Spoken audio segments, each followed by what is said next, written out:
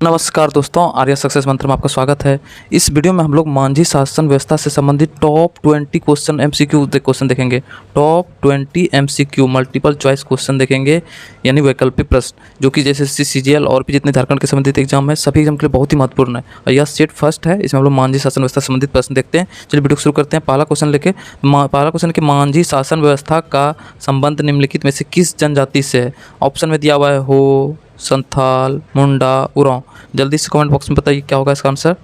तो इसका आंसर होगा संथाल, यानी जनजाति में ही मांझी शासन व्यवस्था का संबंध है। ठीक है ना, संथाल से संबंध है मांझी शासन व्यवस्था। दूसरे प्रश्न पर हम लोग आए थे कि दूसरा प्रश्न कर रहा है कि संथाल द्वारा निम्न में से किस जनजाति से मांझी शासन या मांझी परगना शासन व्यवस्था ग्रहण किया। मतलब कि जो संथाल में जो है ना मांझी शासन व्यवस्था, ये किस जनजाति से लिया गया है, यानी कौन सी जनजाति से लिया गया है और संथाल लोग अपने में ये यानी मांझी शासन व्यवस्था चला रहा है। तो किससे लिया है। ऑप्शन में दिया बिरहोर, असूर, सौरिया पहाड़िया, उरांव। तो इसका आंसर हो जाएगा सौरिया पहाड़िया से ही ग्रहण किया है मांझी परगना शासन व्यवस्था। ठीक,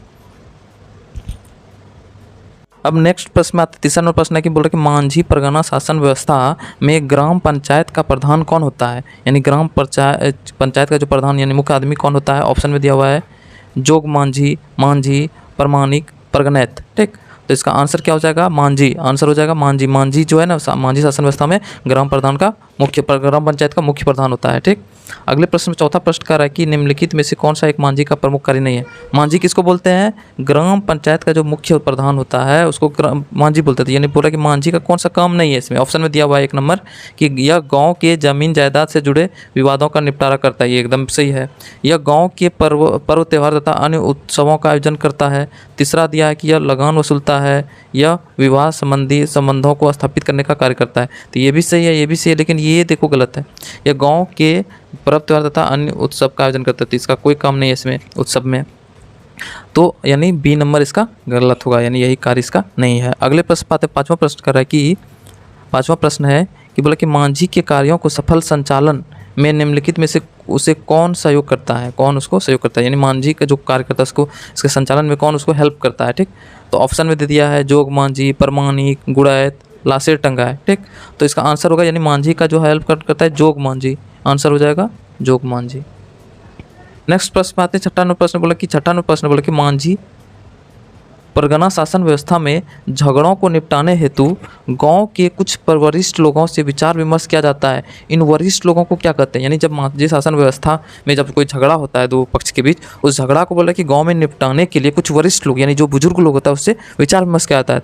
तो जो जिन लोगों से विचार विमर्श किया जाता है उन लोगों को क्या कहते हैं। ऑप्शन में दिया भागदो प्रजा, लासेर टंगाए, प्रमाणिक, जोग प्रमाणिक। तो इसका आंसर क्या हो जाएगा, भागदो प्रजा। ठीक ना, भागदो प्रजा से हेल्प लेता है कोई भी यानी विचार विमर्श किया जाता है कोई भी झगड़ा को निपटाने के लिए। ठीक, और उसके बाद हम लोग सातवां प्रश्न पर आते हैं। सातवां प्रश्न बोला कि निम्नलिखित में से किसे उप मांझी के रूप में जाना जाता है, यानी किसको जो है ना उप मांझी के रूप में जाना जाता है, उप मांझी।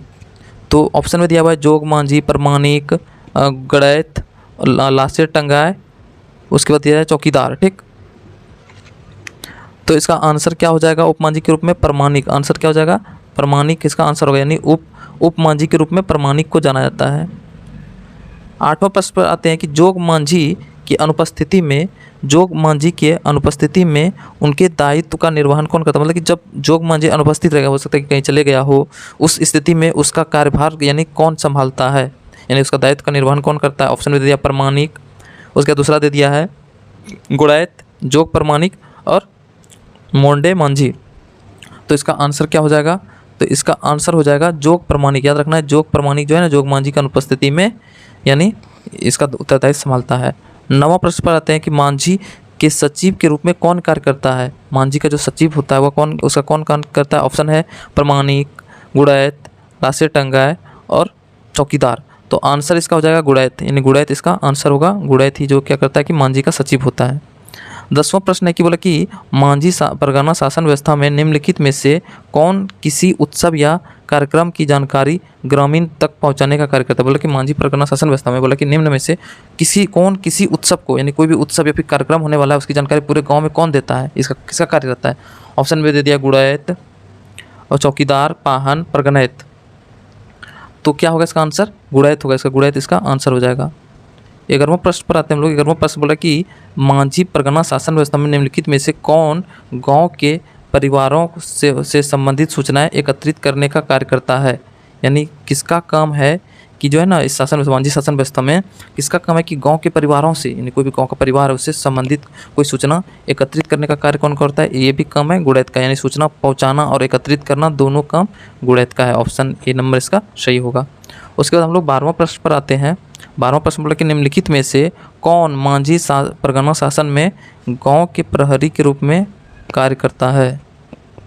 गांव का प्रहरी, ऑप्शन में दिया लाशें टंगा है, लाशें टंगा है, चौकीदार, भाग दो प्रजा, मोंडे, मांझी। ठीक, तो इसका आंसर हो जाएगा प्रहरी के रूप में कौन करता है। गांव का जो प्रहरी होता है वो लाशें टंगाए कहलाता है। ठीक ना, लाशें टंगाए। 13वां प्रश्न पर बोला कि मांझी परगना शासन व्यवस्था में कौन पुलिस की भांति कार्य, मतलब पुलिस की तरह का कार्य करता है। ऑप्शन में चौकीदार, गुड़ैत, लाशें टंगाए। तो लाशें टंगाए का क्या कार्य है, तो ये क्या होता है कि गाँव का प्रहरी होता है। प्रहरी तो ये होगा नहीं, आंसर हो जाएगा चौकीदार, यानी पुलिस की तरह कार्य कौन करता है, चौकीदार। तो हर एक मांझी परगना शासन व्यवस्था में एक चौकीदार होता है जो कि गांव में के पुलिस की भांति कार्य करता है। ठीक, उसके बाद नेक्स्ट है 14 नंबर है कि मांझी परगना शासन व्यवस्था में निम्नलिखित में से कौन मांझी के आदेश पर किसी को गिरफ्तार कर सकता है। तो यानी ऑप्शन में दे दिया हुआ है जोग मांझी, जोग प्रमाणिक, गुड़ैत, लाशें टंगाए, चौकीदार। तो बोला अभी तक कि पुलिस की तरह का कार्य करता है चौकीदार, तो आंसर भी क्या होगा चौकीदार। चौकीदार इसमें सही होगा। नेक्स्ट है 15वां प्रश्न है कि मांझी परगना शासन व्यवस्था में 15 से 20 गांवों को मिलाकर बने समूह को क्या कहा जाता है। ऑप्शन में दे दिया है ग्राम पंचायत, परगना, खास, दिसुम। ठीक, तो अगर 15 से 20 गांव मिला देंगे तो उसको कहेंगे परगना। ठीक ना, परगना। आंसर क्या हो जाएगा, बी नंबर इसका आंसर परगना हो जाएगा। 16वां प्रश्न है कि मांझी परगना शासन व्यवस्था में परगना का प्रधान क्या कहलाता है। अब सोचो कि गाँव का प्रधान मांझी, अगर सिर्फ गाँव का प्रधान पूछेगा तो मांझी, लेकिन पूरे परगना में 15 से 20 गांव होता है, तो पूरे परगना का जो हेड होगा ऑप्शन में दे दिया है कि परगनैत, परगनावासी, परगनता, तो आंसर होगा परगनैत। याद रखना है परगनैत, 15 से 20 गांव का प्रधान जो होता है उसको परगनैत कहते हैं। 17वां प्रश्न है कि मांझी परगना शासन व्यवस्था में परगनैत का सहायक कौन होता है, यानी परगनैत जो हो गया उसका सहायक कौन होगा। ऑप्शन में दे दिया है नायके, पाहन, देश मांझी, जोग मांझी। तो इसका आंसर हो जाएगा परगनैत का जो होता है हेड यानी सहायक जो होता है वो देश मांझी होता है, यानी देश मांझी सही होगा। मांझी परगना शासन व्यवस्था में देश मांझी लगभग कितने गांवों को प्रधान होता है, कितने गांव का प्रधान होता है। ऑप्शन में दे दिया है 1 से 2, 5 से 8, 12 से 15। ठीक, तो मांझी परगना शासन में देश मांझी लगभग जो है ना 5 से 8 गाँव का प्रधान होता है। ठीक, 5 से 8 गाँव का प्रधान होता है परगनैत।